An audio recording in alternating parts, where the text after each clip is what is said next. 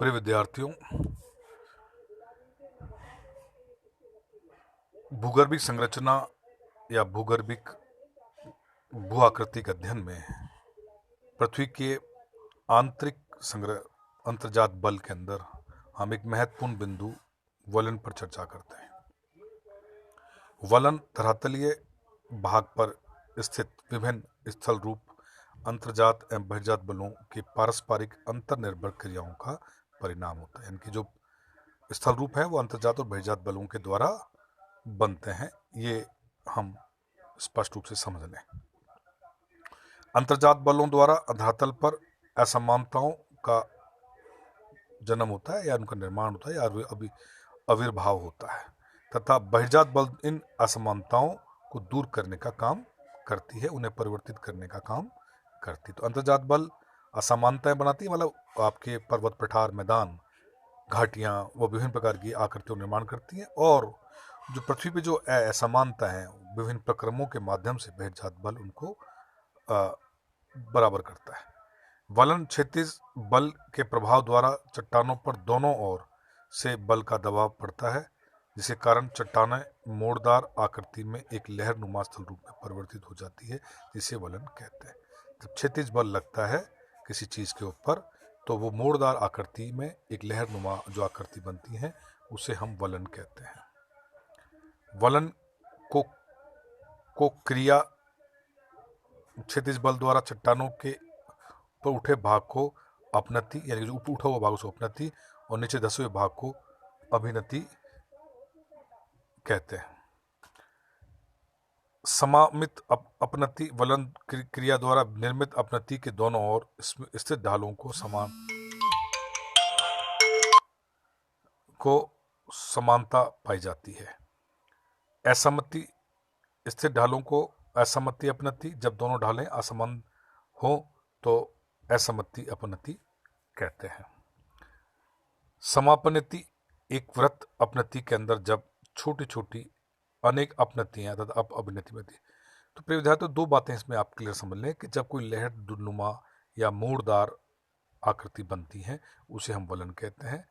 वलन का ऊपरी भाग जो उठा हुआ भाग है उसे अपनति कहते हैं और नीचे जो धसा हुआ भाग है उसे अभी माने नीचे की ओर। नति जो है, जो उठा हुआ भूभाग जो एक रेखा है उसे नति हम कहते हैं। लंब जो है उसको नति कहते हैं।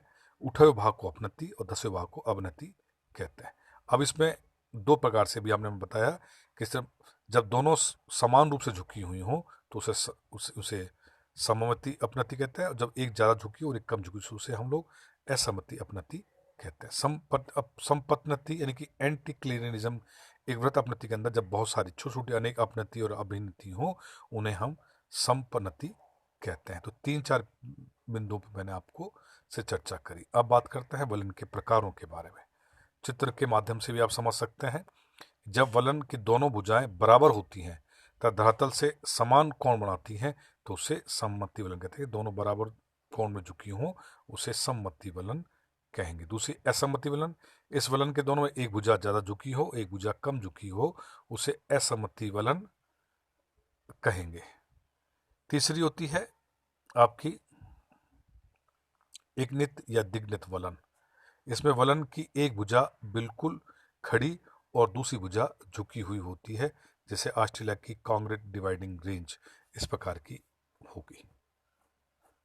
चौथी है समनत वलन। क्षैतिज संचलन की तीव्रता के कारण जब वलन के दोनों भुजाएं इतनी अधिक झुक जाती हैं कि दोनों एक दूसरे के समानांतर दिखाई दें तो उसे हम आगे को लटका हुआ ये जोन कहते हैं, जैसे पाकिस्तान का काला चिंता पर्वत। पांचवी बात करें परिवलन या परिवर्तित वलन। इसमें वलन की दोनों भुजाएं इतनी अधिक झुक जाती हैं कि एक दूसरे के ऊपर क्षैतिज अवस्था में आ जाएं।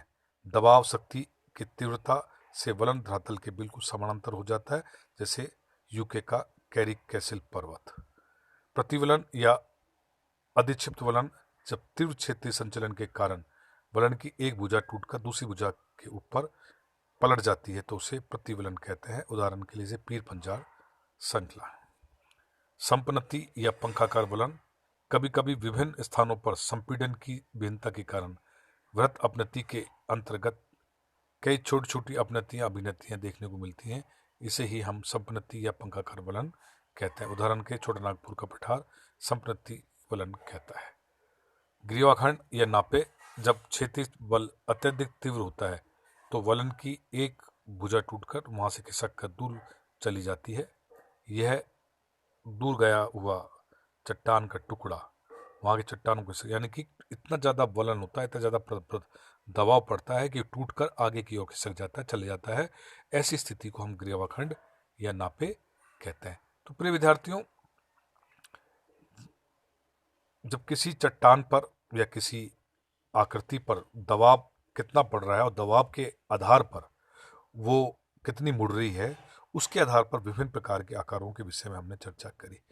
अंतिम बात करें तो हम आपकी सबनीति यानी कि सिंक्लिनिज्म, जब असमान संपीड़न के कारण वृत्त अभिनति के अंतर्गत कई छोटी छोटी अपनतियां एवं अभिनतियां बन जाती, तो इसे वृत्त अभिनति या संपनति कहते हैं। पाकिस्तान का पोटवार पर्वत क्षेत्र इसका एक बहुत बड़ा अच्छा उदाहरण है।